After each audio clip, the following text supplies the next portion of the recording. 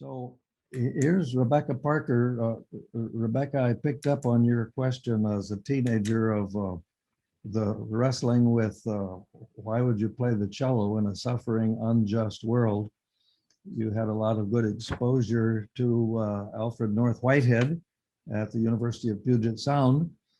And we look forward to what you've been making of your career. But first, we want to hear from John Cobb, who knows something of your work in authoring books like, for instance, Saving Paradise, that you wrote with Rita Nakashima Brock, and how Christianity traded the love of this world for crucifixion and empire. John, do you want to say a word about of greeting? Let me just say, I've had many students from whom I've learned a great deal. It begins already in the classes, and then in dissertations, and then in published books. But nobody has had more influence on me than Becky Parker, that book that you speak of, especially, but by no means only that. And I'm glad to tell you that without Becky's work, I could not have remained a Methodist. She saved me. So I wanted to say, I'm a good Wesleyan, but the Methodist Church was about to adopt a very un-Wesleyan theology. And I thought I could be a Wesleyan theologian better with the Congregationalists than I could with the Methodists. But she saw to it that they made enough changes that I can fit in again. So thank you, Rebecca. I think you know how much I appreciate what you've done. I just have one other thing I want to call attention to her book, A House for Hope. I hope you'll look at those references. This is the promise of progressive religion for the 21st century. That chapter 11 about a sanctuary for the spirit. It goes very nicely with the chapter 6 in Saving Paradise that you recommended in the note I sent out. But when you talked about our disembodied word in some of our Protestant worship, where we have what you called an anorexic diet, insufficient for a progressive faith that truly wants to inspire great love for life in this beautiful world. And so you say, before we can truly begin to love others, much less practice the love that embodies itself as sanctuary and as justice, we must remember and reimagine that love. Images, symbols, songs are the medium for such memory and imagination. Oh, you're an accomplished cellist and artist and theologian and pastor, and Becky, a warm human person. We're welcoming to John Cobb and Friends this morning, and we look forward to hearing what you have to share. Thank you so much. Thank you, Ron, for those kind words. And John Fahey, it's just delightful to have us come full circle from when you were studying at Starr King to this time now when you're working with the Cobb Institute. And John, you are my beloved teacher and mentor, and your support for my work from the very beginning of, even before I met you in person, has been grounding for my whole life and all of my work. And I'm glad I saved you for Methodism. That's a story for another day. It's a rather significant one, really. Yes. But today is about music, which I was asked to speak about to this group. So that's my topic for today. And I want to begin by just telling you some of my own intellectual journey and then the conclusions I've come to about music and arts. And I hope it will inspire you to your own reflections about the place of music and all of the arts in our work for a just and sustainable world, and also our embrace of the gift of life here and now, and the grounding of our life in beauty and joy as the resources from which we resist injustice and travesties. So let me begin by telling you that I have always loved music. Perhaps it was my very first love. As a small child, I would fall asleep in the evening to my mother playing the piano, Mozart, Beethoven, Scriabin, and I loved the quiet of the house and the music drifting up. And sometimes on Friday nights, my dad would get out his saxophone. My Methodist minister dad had a secret past as a member of the Musicians Union and a big band jazz player.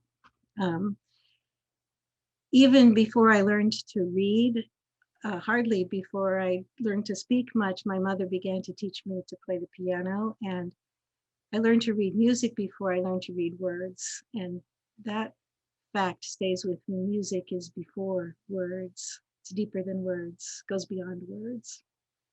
Sometimes it has words. So then when I was 12 years old, I heard a recording of Pablo Casals playing the unaccompanied Bach cello suites.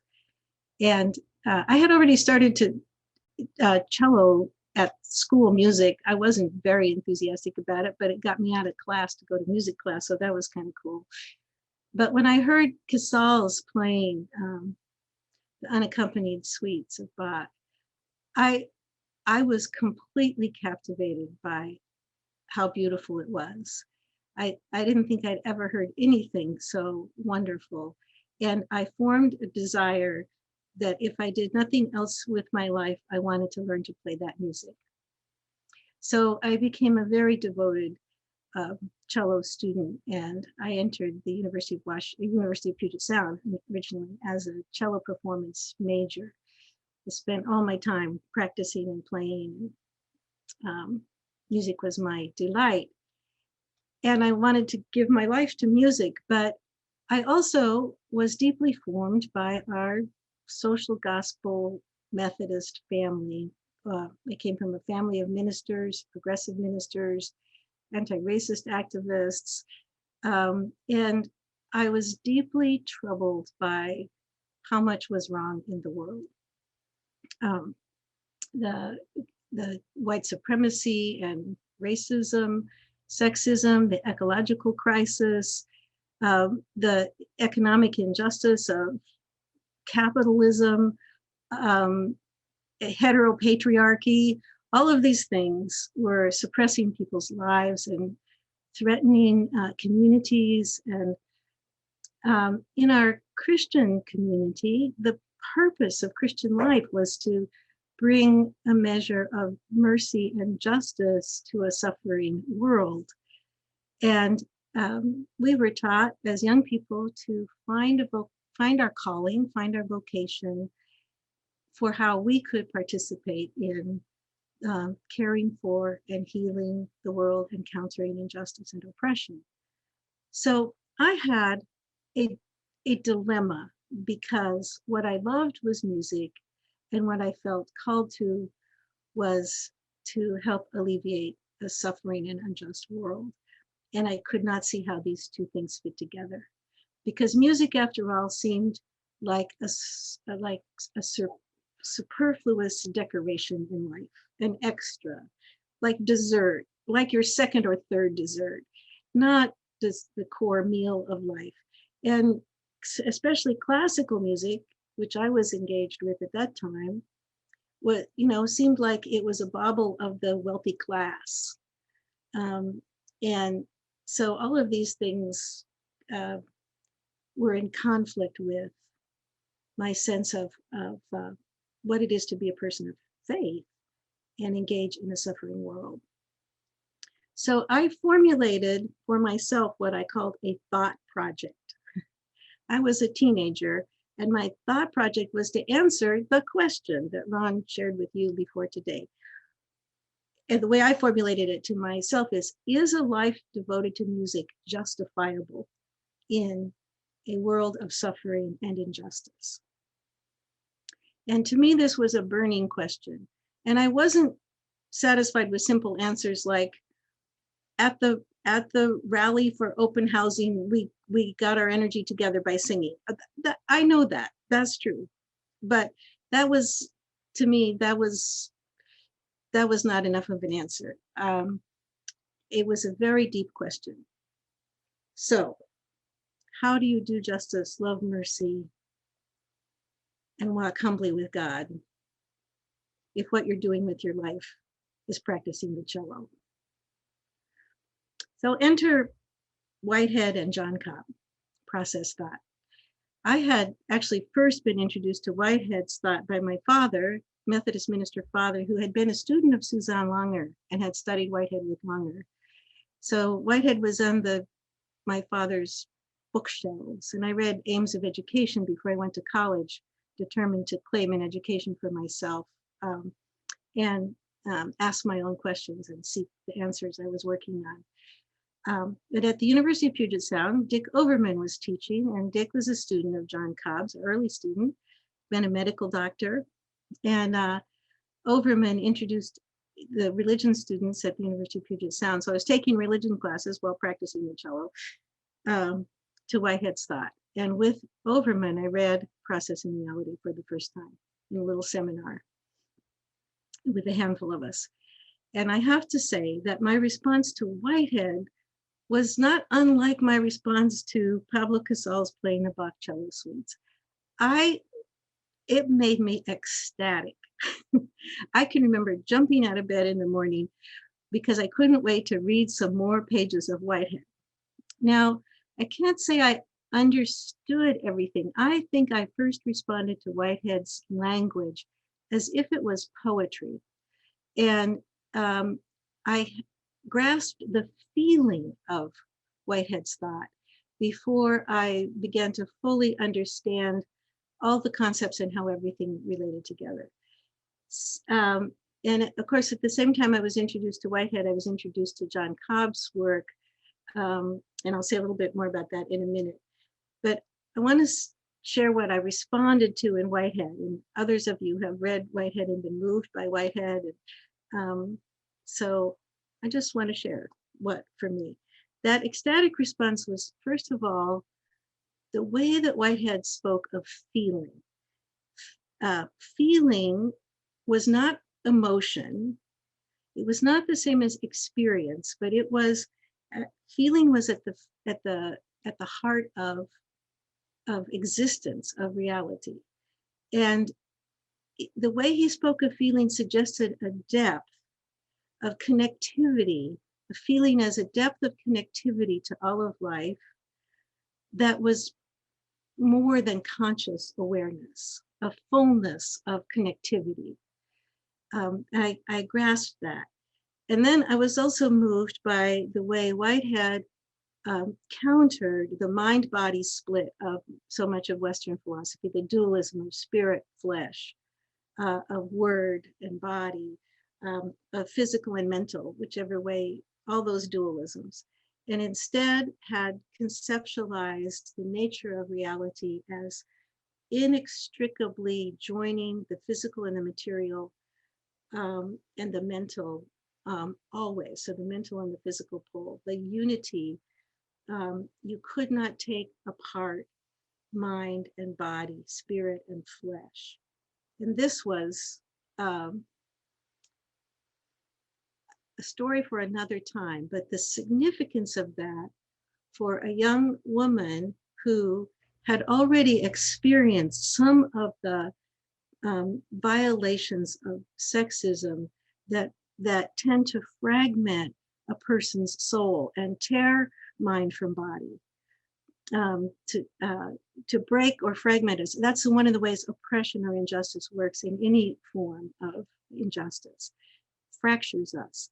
So I experienced Whitehead's language of insisting on and countering this whole massive wave of spirit-body dualism in the West, countering also, I couldn't have articulated it, but countering the way I myself as a human being had experienced the tearing apart of spirit and flesh.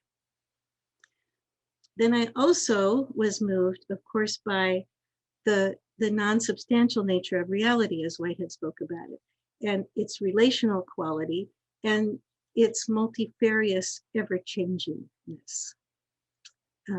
No one static thing that no fixed, but always movement, always change, always flow.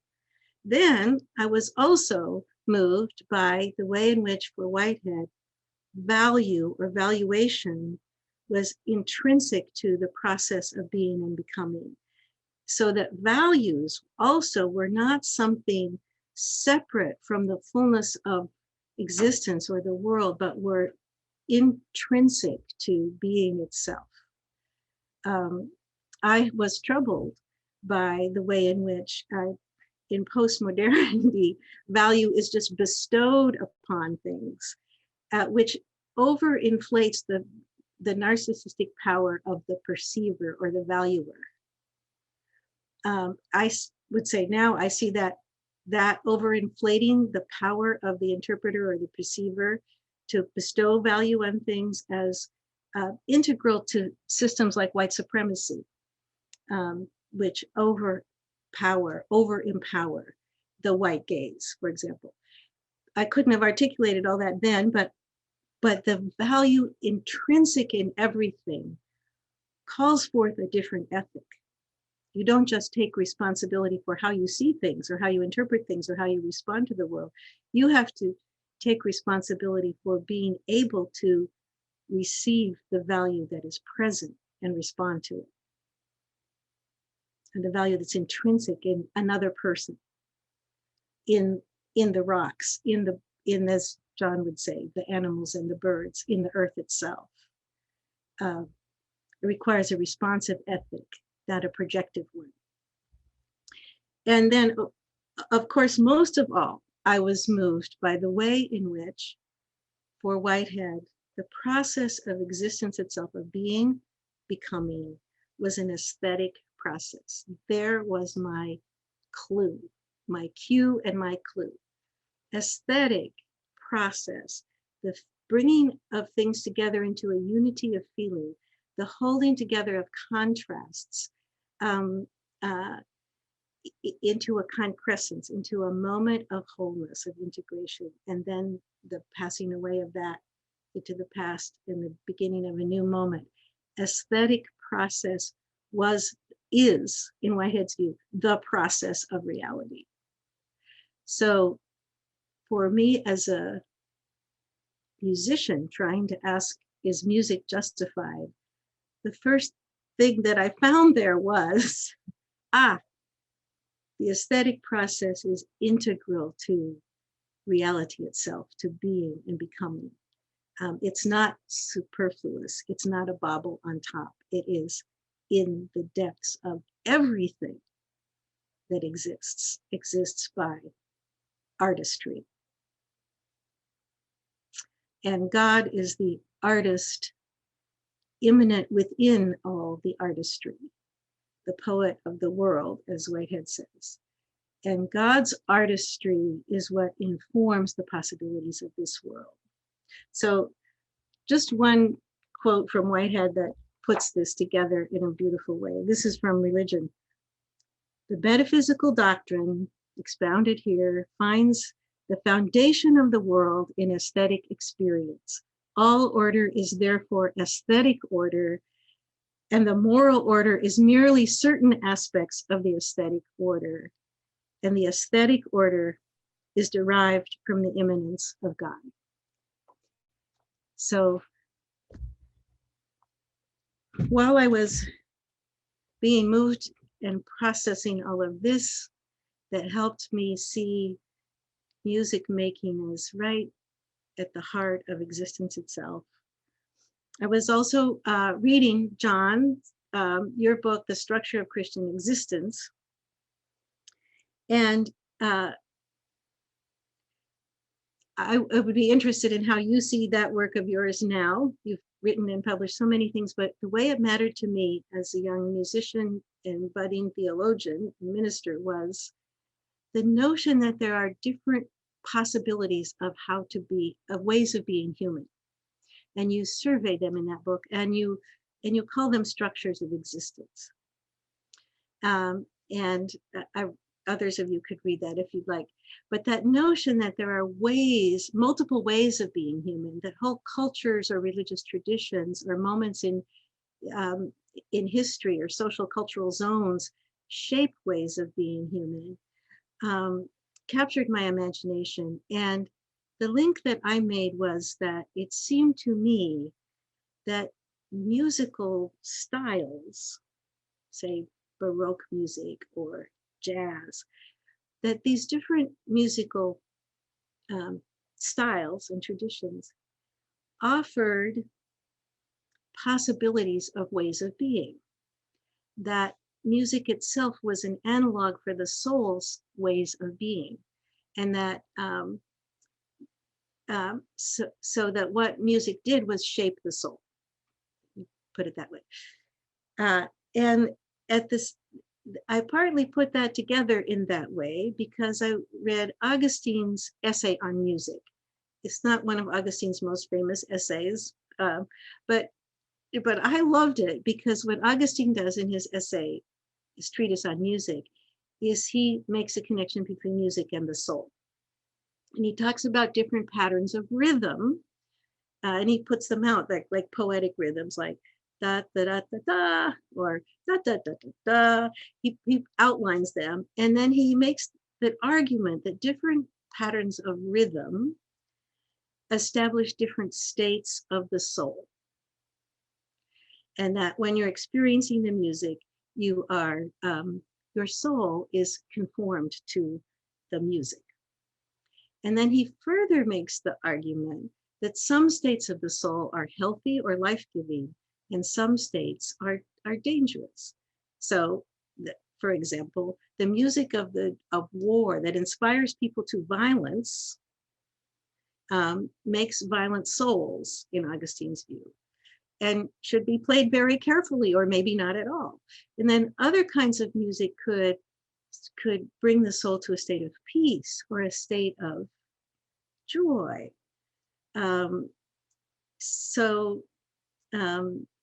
This notion that music shapes the soul was actually, I think, somewhat common in the ancient Mediterranean world. It's present in Aristotle. Let me find a little Aristotle for you. Aha, Aristotle says, music has the power of forming character. There seems to be in us a sort of affinity to musical modes and rhythms, which makes some philosophers say that the soul is a tuning. The soul is a tuning. I love that phrase.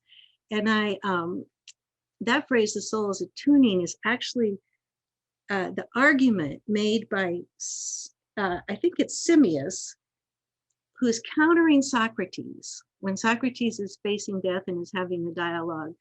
And Socrates is arguing for the immortality of the soul that separates from the body at death. So therefore we should not fear death.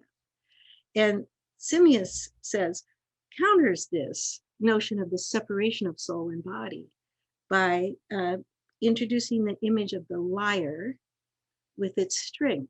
He says you can see the lyre and the strings. When the strings are played, a harmony is created, which you cannot see, but you can experience. And then he says, but if you destroy the lyre, the harmony is also gone. So the notion of the soul as a tuning is also an argument that soul and body are inseparable. So I loved that.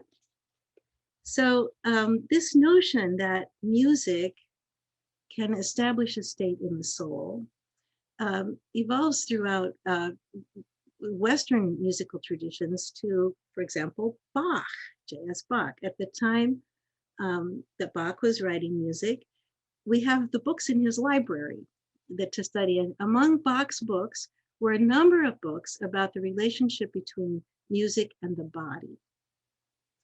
And the aesthetic theory of that period was that different musics established different states in the body and the soul. So you had to be very careful as a composer for how you used music, because you could make a body ill or you could make a body well. You could form a good spirit or you could foster an evil spirit.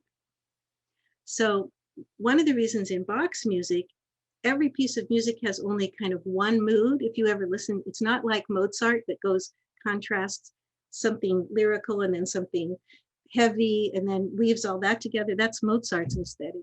But in Bach's aesthetic, there's a character, a feeling established, and it goes throughout the whole piece. Because he believed it would be too disturbing to the soul and body to move around so much between different states of the soul. Another interesting thing about Bach is that in his own time, he was part of a controversy about church music. And he never got a post in the most prestigious positions in Europe as a musician because he held a minority view that was looked down upon. His view was that music should integrate the body and the emotions with some intensity, and should, whereas the popular view of church music was that music was only good for you if it completely suppressed the body and the emotions. So you can imagine the kind of music that has a stillness to it and it quiets the emotions. But Bach believed music should be an analog for the emotions of the whole person, the passions, as well as structuring the soul. So, for example, the opening of the St. Matthew Passion, Bach sets a long call to lamentation, come mourn with me at the foot of the cross. And he sets the music with the cellos and the basses playing for like 10 minutes, a steady heartbeat rhythm, so that the music draws you into the body and into the mourning body, the body that's lamenting, and to the communal body of sorrow. And he does this by making music an analog for physical experience and emotion. So now, to get through everything, I'm going to move along. But then I learned, as I was thinking about all this, that Albert Schweitzer, who loved Bach, edited Bach's Orgelbuchlein, Bach's organ music that's a setting up of various popular chorales and hymns, but without words. And in the Orgelbuchlein, in Schweitzer's study of the Orgelbuchlein, the little organ book, which is not little, very hard to play, he draws forth the different motifs that Bach used for different states of the soul. So Schweitzer also was drawn as and of course, Schweitzer becomes a medical doctor and a humanitarian and a scholar and also a musician. I love Albert Schweitzer. He held everything together. But his love for Bach included this awareness of Bach having musical motifs that embody states of the soul. So just one example, there's a lovely chorale that we know in English as "In Thee is Gladness." It goes, the chorale, I can't sing well, that's why I play the cello, but it goes bum bum bum bum bum bum bum bum bum bum bum bum bum bum bum bum bum bum. And Schweitzer notes that Bach has a motif he always uses when there's joy being expressed or gladness, and the motif for joy is played in the pedals or the bass underneath that tune.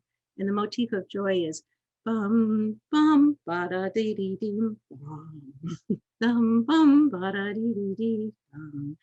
So you have to imagine those going together. Bum bum ba da dee dee dee dee dee dee dee. So all of that together creates, for the state of the soul, joy. So T.S. Eliot said, "You are the music while the music lasts." So where does all of this go? Let me offer 5 affirmations about music that express my answer to how music can participate in doing justice, loving kindness or mercy, and walking humbly with God. And my 5 points are a mixture of the philosophical and the theological, because why not? So first of all, first affirmation is that music is existential. as we already said, there's, as if it were, if you think of the way a dancer has to stand with a poised line that goes all the way down to the gravity of the center of the earth when they're moving. So music goes all the way down to the elemental activity of being itself, of being, becoming, of the aesthetic process at the heart of all things. So it connects us, music connects us to existence. It's an activity of existing. It's relating to existing. So it's at the core of reality. Second point is that music is incarnational, as are all the arts. And by this I mean music integrates. The spirit becomes flesh. The spirit and flesh. It is all the arts involved, the senses and the body, seeing or hearing, and music especially, the physicality of vibration and harmony. The body feels it. So there's no music outside of the body. Even when we're imagining it in our minds.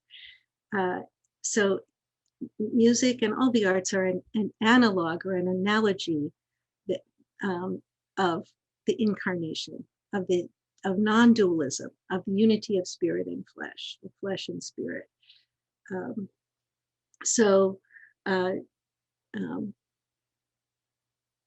Enough said about that. I think you grasped that point. And it actually affirms at the deepest level the incarnation of God in the world and the world in God.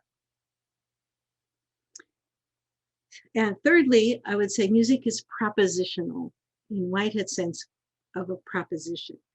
And first of all, music, I would say, proposes, every piece of music proposes a way to hold everything together, to hold things together. You can experience this and see this in simple ways in the music that holds, the contrast of a melody over a rhythm. So you have flow and stability at the same time, or tension and release, of warm and cold. All the contrasts that are held together. Music proposes holding things, ways to hold things together. And this proposal of holding things together is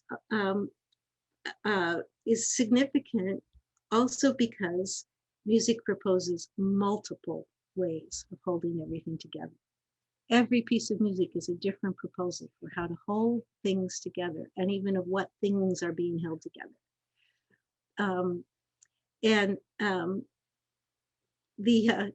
Dick Overman, my teacher at the University of Puget Sound, used to had a favorite joke about cellists.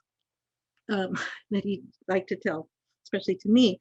He said there was this cellist who lived in a boarding house, and he played the cello hours and hours every day, but he only played one note. Here I am playing my cello, one note. And the other boarders in the boarding house experienced this, and one of them, in exasperation, finally confronted the cellist and said, "All the other cellists I know, they play many, many notes, but you only play one note.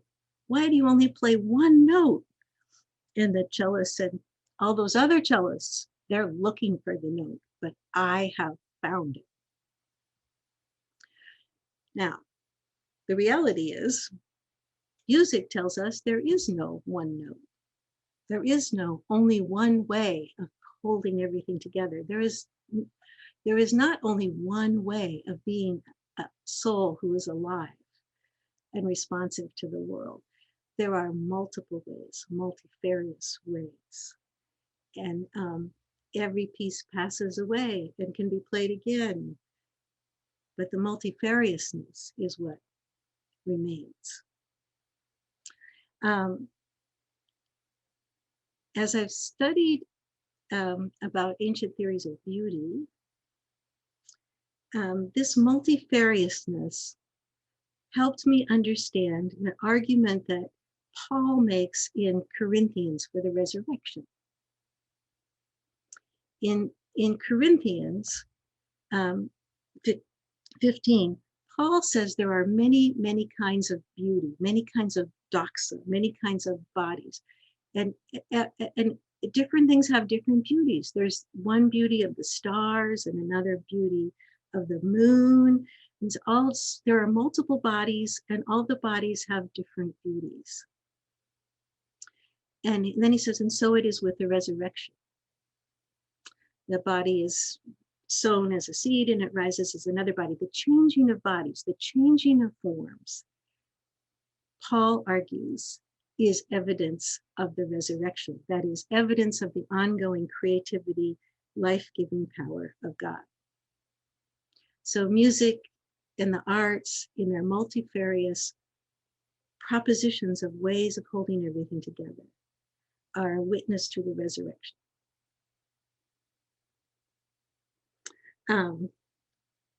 That's my theological point. But I would also say, as a propositional, music proposes over and over again, every piece of music proposes a response to the world and asks us to engage and fosters our capacity to be responsive to the world. By this, I mean, because music isn't holding together of things, it's and the aesthetic process is a holding together of things. Musics are often, especially musics that have words, but not only, ways of selecting and selecting what needs to be paid attention to in the world. Selecting what needs to be paid attention to and responding to what needs to be paid attention to. I learned something about, well, first of all, you can see this invitational quality of the artist, inviting a response or engagement with the world, proposing a response. In a wonderful passage in Luke, where Luke presents Jesus saying to the people who are not being responsive, he says, John the Baptist and I came to you, and we played the funeral dirge for you, and you did not mourn. And we played the dance music, and you did not dance. But wisdom, Sophia, is revealed by her children. So in that passage, Jesus is asking for the response to life, to be moved in response to life, to weep when there must be weeping, to dance when there must be dancing. And this image of Christ as the artist, the musician, was early adopted by Christians in the ancient Mediterranean world, who amalgamated images and stories of Jesus with the stories of Orpheus, the Greek god of music. The Greek god of music had the power to enter into hell because by his music he could calm the guardians of the underworld and open a passage to the places, to the hell places, and recover the soul.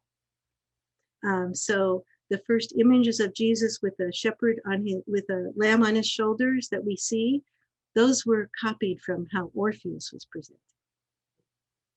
And in the medieval period, you've got mystical texts that speak of Christ Orpheus, or some of you know the old English carol, "Tomorrow Shall Be My Dancing Day," which Jesus is singing, "I would my true love could see the rhythm of my play and join the dance."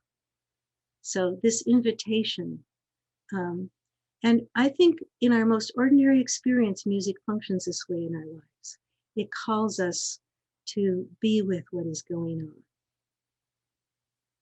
on, to be with it. So an example of this I learned about recently in one of our Braxton Institute webinars from a professor of African American religious experience, who spoke about the way in the Black church in the South, some Black Baptist churches, there's a part of the liturgy called the moan.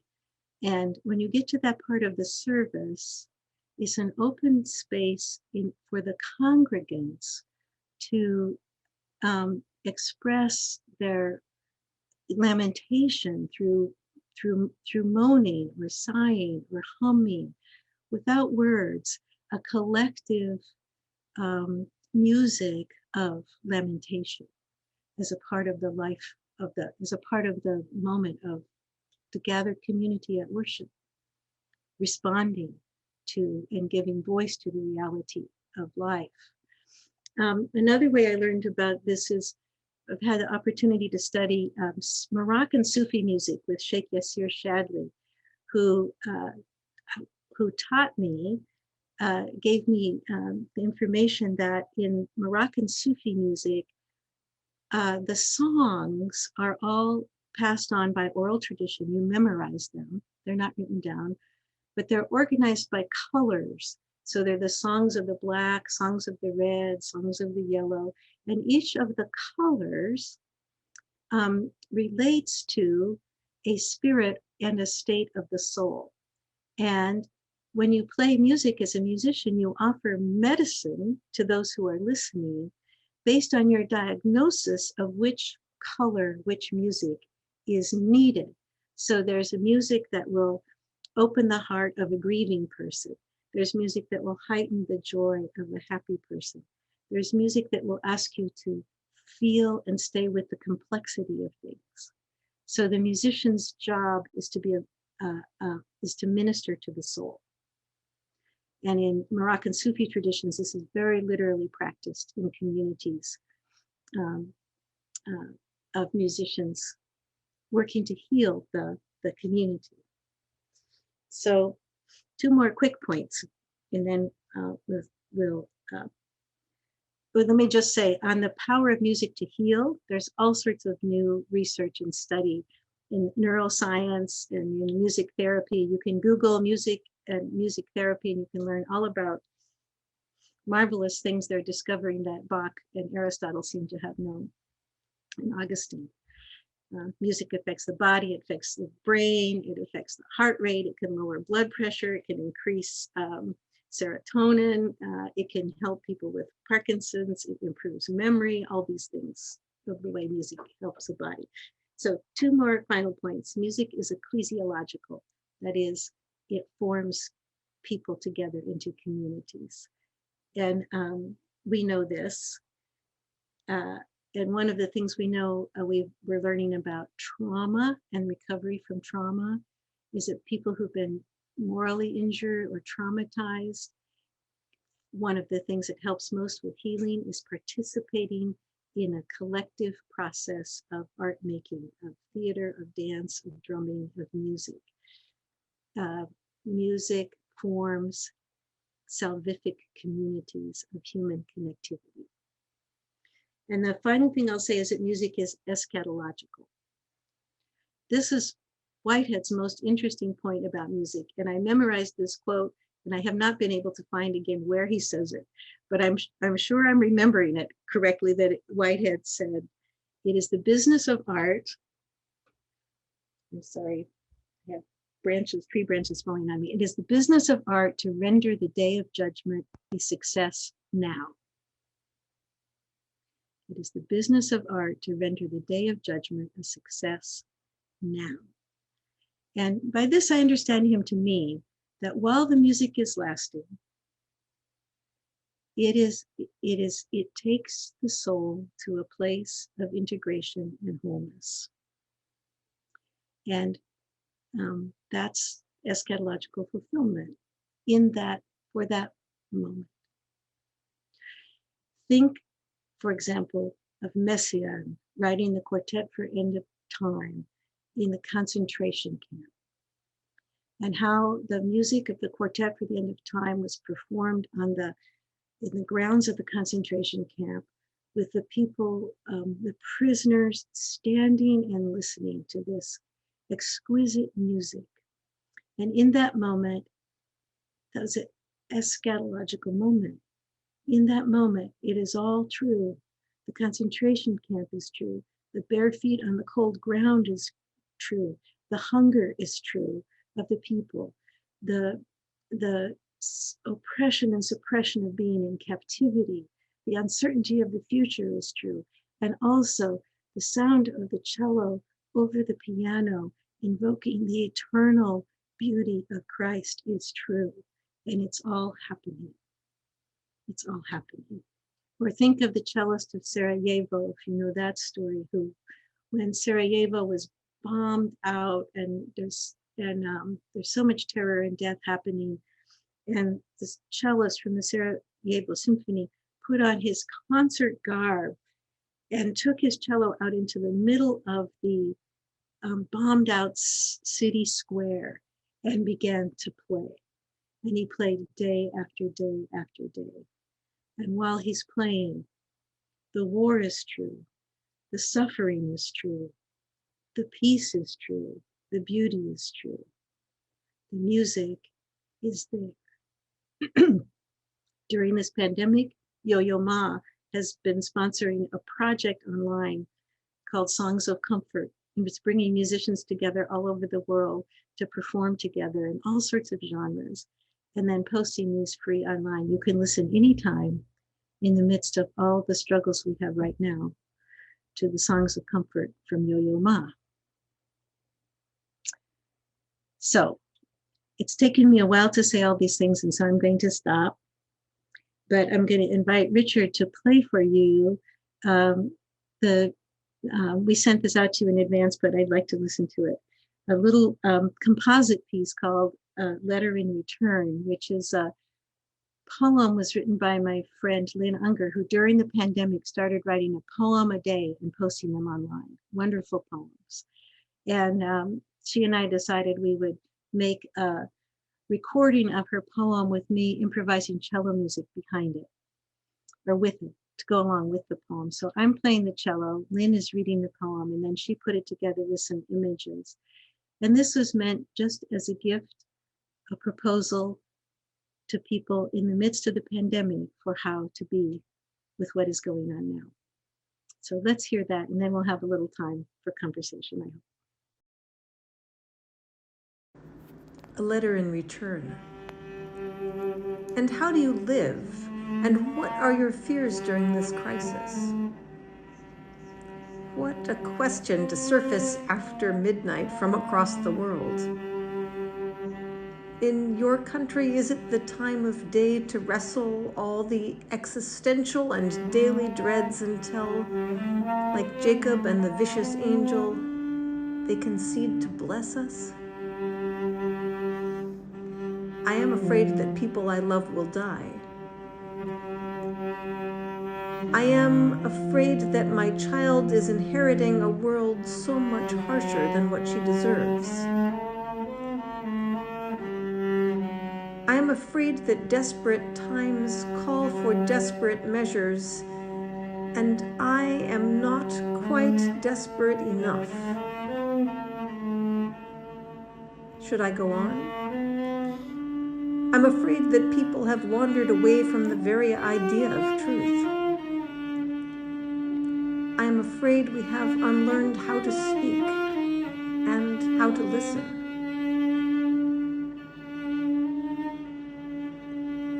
I am afraid the fabric that holds us together is woven more loosely than I thought, and people keep slipping through.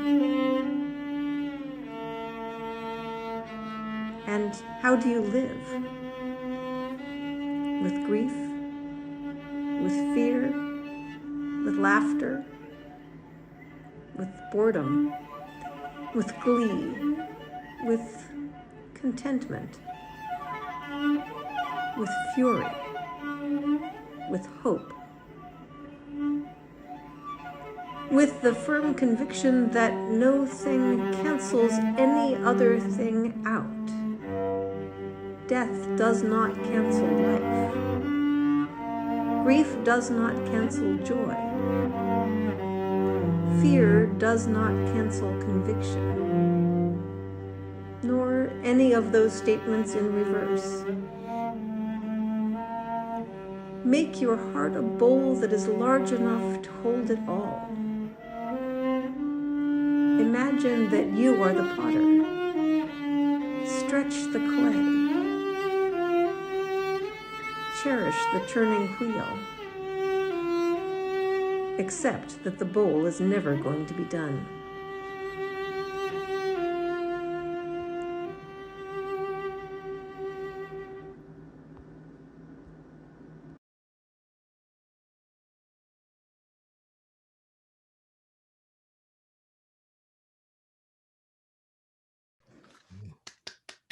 Thank you, Rebecca Parker. There must be communities of people who seek to do justice, love kindness, walk humbly with God, who call on the strength of soul force to heal, transform, and bless life. There must be religious witness. Thanks for your witness with us today, Rebecca.